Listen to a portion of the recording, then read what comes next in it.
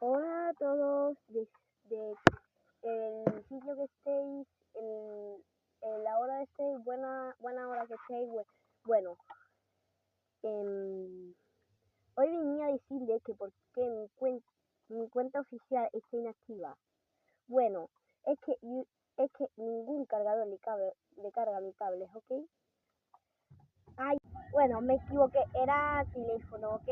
Bueno, lo que pasa es que, os lo dije antes, ¿no?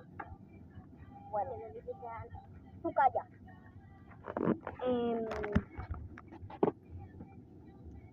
Bueno, y ahora os voy a decir que estoy desde una tablet porque mi padre tiene la misma cuenta desde 3 teléfonos. Digo, desde 3 dispositivos. Desde un móvil, desde otro móvil y desde una tablet. Uno es un iPhone, uno es un Redmi y esta tablet es del Temu.